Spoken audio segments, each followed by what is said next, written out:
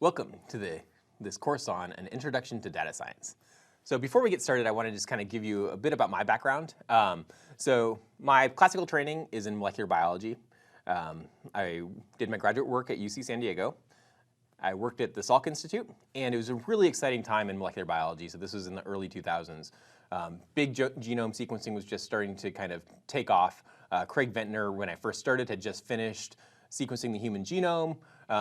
People at the Salk Institute, Joe Ecker in particular, was sequencing mRNAs and looking at global gene expression sorts of data, where we could look at all the potential proteins that were going to be produced by an organism at a certain time point.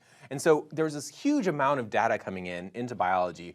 And at the time, I was kind of peripherally involved in that. I was working on specific genes and specific protein-protein interactions. But I was right next to all this really exciting stuff going on. And it really started making me think about data science and how do you deal with these big data structures? And in the process, I kind of was stuck in that kind of white castle of academia and focused on my own work. But it's been influencing me and sitting in the back of my mind for years now. And after I finished my graduate work and did a postdoc working on algae biofuels, which turned out to be an economically not viable attempt to kind of solve our fuel problems at the current juncture, I decided to move into computer science and kind of remove that black box of biology and move into these silver boxes of computers.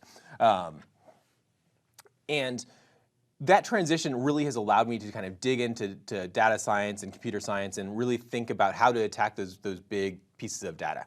And so the goal of this course isn't really to show you all the amazing things that you can do with data science, but really talk about kind of the big picture of data science and what is data science. I think a lot of people are kind of unclear as to what data science is, and then from there kind of give you some basic tools to kind of attack some data science yourself. And we'll talk about why you want to have those basic tools in place and kind of where you can go from there. So with that, let's go ahead and start off and talk a little bit about data science and what is data science. And then throughout the rest of the program, we're going to talk about data organization in our next chapter, data visualization, data analytics, how to become a data scientist, and then finally, as I said, we're going to kind of give a little bit of a demo on using Excel. All right, so what is data science? So there are kind of two major pieces of data science. The first one is this idea of just data analysis. And so a lot of jobs and companies that are looking for data scientists are really looking for somebody that's an expert in data analysis. So this is somebody that can take data, and with that data, they can make these really cool inferences or extrapolate information that's valuable to the company. So that's kind of one side of data science. But there's kind of a second side of data science, and that's really the scientific approach to data itself. And this would be what sort of mechanisms or strategies are used to best attack a data set. So data is just data, right? So it doesn't matter if it comes from a biological system or a physics system or from internet use or wherever that data comes from. It doesn't really make a difference. It's really about the fact that it is data and it has certain behaviors that one can apply and apply scientific methods effectively to it. And so that's kind of the second part of data science. So data analysis is kind of one aspect of where it's like, hey, I'm going to use these tools to really create a really good predictive model or whatever. There's this second type, which is kind of this more academic structure, which is like, how do I best attack data? So do I use clustering? Do I use a neural net? Do I use a support vector machine to attack this data in the most effective way? And so there's that kind of split in what a data scientist is. And so I think that generates some of the nebulousness of hey, what is a data scientist? And so it's kind of both these pieces that have kind of been munged into and collapsed into one thing. And so how did data science really kind of get its feet under itself? So it started off kind of potentially as an evolution of applied statistics, but you could also think of it as an evolution of computer science. So if we look at the scientific method, kind of the general plan with the scientific method is you have data, right? And you're looking at that data and you want to understand it, right? The goal of a scientist is to understand how things work, right? So you're going to ask a question about that data. So you have this question in mind, and you're going to make a hypothesis as to why that happens. So you have this kind of model, which is this hypothesis of like, hey, the answer to my question is blah, right? So then you set up an experiment, then you analyze the results of that experiment, and then you either say, hey, this is a result, like the data so far fit this hypothesis, so I'm going to kind of present that as like, hey, my hypothesis is working. I might have generated some new data that like allows me to subtly mutate or change my hypothesis. Or I might be like, hey, this is a really cool result, let's talk and share it with the world. But the majority of the time what happens is you get your data back and you're like, oh, that doesn't really fit my hypothesis, or it doesn't fit it as well as I would like. And so you end up with this kind of iteration and this iterative cycle. So you basically go hypothesis, experiment, analyze, hypothesize again, experiment, analyze, and repeat.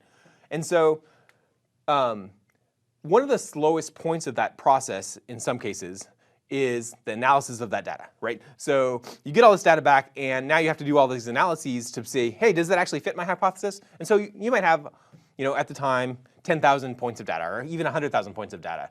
And if you had to do that by hand, or even write your own computer program to do it, that writing and doing it by hand just takes a lot of time. And so computers came in and said, hey, we can, well, the computers didn't say anything, but we could use computers to do that analysis. And so that's kind of the first chunk of data science, is doing that analysis.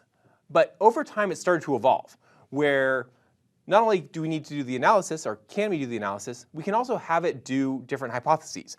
And so an example of this might be, hey, we're going to predict that two events, so let's just call them X and Y, fit together and correlate with a straight line. And so we generate that hypothesis, and we try to draw a whole bunch of lines, mx plus b sort of lines, where there's these straight lines, and we're like, oh, does that fit these data points? And what's the best fit of that data point?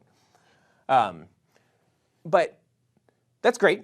But you could maybe fit those data better with a polynomial, so some sort of curved line. And every time you change that line shape, you have to change all this analysis, and you're basically running a different hypothesis on that data. You're saying, hey, this line fits best, or this polynomial line fits best, or this logarithmic line fits best. And so each one of those takes a lot of time. And so you as a person would have to come up with all those different hypotheses and run that experiment and then do the data analysis, and hopefully the computer would do the data analysis for you. But people realize that there's no reason that you have to come up with that hypothesis each time. You could run a suite of hypotheses, and basically computer science has started to evolve where it's basically doing the hypothesis, the experiment, and then the analysis, kind of that whole chunk. And some of the really cool AI stuff is actually even starting to kind of move out and take, and really attack the questions that are there. So it's not just doing the hypothesis, experiment, analysis side of kind of the scientific method. We're moving into having those machines actually ask the question and look at the data, and kind of taking this whole loop. And so that's kind of the future, I think, of some pieces of data science and AI. Awesome. So what have some of the successes of data science been? So obviously Google, so search engine optimization, has been a huge hit for a number of companies. And the reason it's a hit is basically these companies are taking in this tremendous amount of data about someone, right? We're generating all this, what's called data exhaust, as we go through the world. What we search on the internet, all those information pieces, what ads we look at, et cetera, all get kind of collected by someone. And because those data are collected, you can analyze that data and generate, hey, maybe this person's going to buy this product in the next year. So maybe we want to send them a few extra ads in that area. And basically Google said, hey, let's take that data, let's sell that data basically to bring in more ad revenue. And that was kind of their basic general model. But basically that was all this kind of iteration of, let's make some, we have this data, let's make a hypothesis about it, let's experiment on it, let's analyze it, and see what kind of best ads we can send to people that have these particular sets of behaviors. But other things that have been extremely successful, Amazon has basically gone through all of their product catalog, and they have an algorithm that goes through it and makes sure that the prices don't have any weird price anomalies, so that they're actually able to make sure that they have a certain margin. Even if it's a small loss in some cases, they can minimize that margin. And so they don't have these, every once in a while they'll have these weird price anomalies that they used to. UPS, when it kind of did its right turn algorithm, so if you haven't heard about this, UPS, and I think most shipping companies, spend the majority of their money on fuel. And so if you can minimize how much fuel you're using as a driver, you can maximize your cost. And so they basically applied a learning algorithm to driving routes to kind of minimize the amount of fuel that a driver is going to be using. And so again, they're kind of using this iterative attack on data. So data science, as we kind of mentioned, has solved a bunch of kind of interesting problems, but it's used all over the place. So small businesses can benefit from good data analysis and good data scientists. You could have great information coming out in genomics. We already talked about search engine optimization. Literature, looking at historical literature and looking at kind of what verbiage was being used can be really interesting. So there's all these kind of really some of them are esoteric, some are really, apropos to the times, politics, all these things that are being attacked from this kind of data-rich environment. And so we need all these tools to kind of really expand our knowledge about these different things. And so that's why data science is so exciting right now. So with that said, hopefully you kind of have a general sense of what a data scientist is. But just to reiterate, so a data scientist is someone who either can think about data and kind of their approach to data and how to analyze data in general, is kind of the academic side of it. But it's also taking all the tools that academic side are generating and applying them to different types of data. And being like, okay, so I'm going to use a support vector machine to figure out how these things cluster together. And then that will lead to different outcomes. So how do you become a data scientist? I think there are three major pieces. So the first piece is organizing data. Data come in a whole bunch of different forms, whether it's a spreadsheet or streaming video. You really need to be able to take that data and put it into some format that your system can deal with. If your system is just you, that's fine. I mean, you as a person can be a data scientist. The next piece is visualization of data. So being able to kind of look at data and see it yourself, whether that's a visual representation of data or maybe some other type of representation of data. And also being able to present that data in a visual format that somebody that's not as familiar with data can understand. I think those are two critical pieces. So visualization is kind of split into two pieces.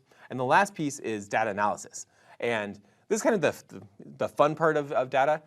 Being a data scientist is like, how do you attack your data such that you understand it better and you can kind of really dig into it and get that really insightful gold nugget that's often hiding in the data, such that you can be like, oh, that's a really interesting hypothesis. That's a really interesting result that comes out from these data. Maybe we should move our company in this direction. So those are kind of the three pieces of data scientists, of being a data scientist. And that's what we're going to be talking about in the next couple of chapters. So thank you.